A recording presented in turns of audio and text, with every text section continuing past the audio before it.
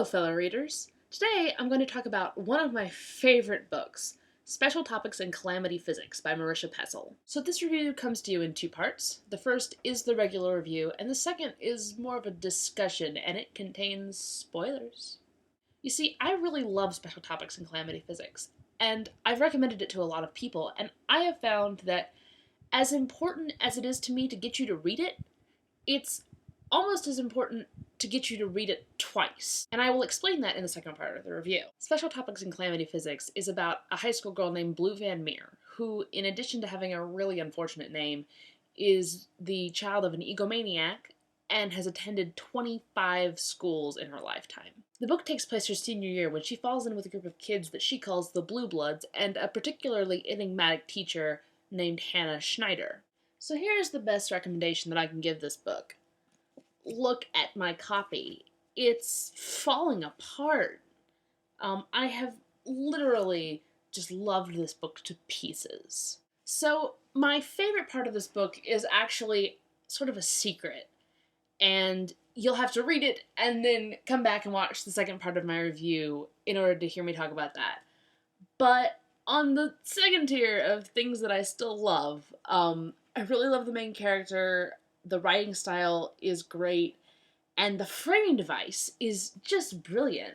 Blue's father is a professor of everything.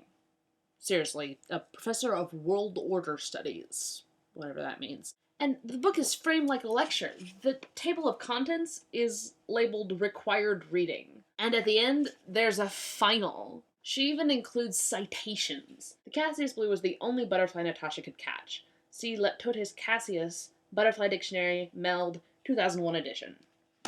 I just find the whole frame of it very creative. I really love it. Blue herself is kind of a fascinating character, although one of those that you feel like if you met her in real life, you wouldn't really like her. As I said, she was raised by an egomaniac. But the way that she looks at the world is interesting. And as I said in my review of The Magicians, I like characters that are marginalized because of their intelligence, which tells you more about me than I would really like you to know. The writing style is one of those love it or hate it sort of things. I happen to really like it. She uses a lot of simile, a lot of really entertaining descriptions. I particularly like this one, of teachers never without their lukewarm coffee mug, who secretly loathed every one of the little bastards. That immediately makes me think of my 9th grade Western Civ teacher. It just sort of makes me laugh. And there's a lot of stuff like that in there. At times, it does seem like the author is maybe trying too hard to be clever, which I've gathered people don't like, but I think that it works. And my absolute favoriteest thing about this book, so you know how when you're reading in a public place and an acquaintance comes up to you and is like, what are you reading? Even though it has been made obvious by the aforementioned reading, you would rather not talk to them.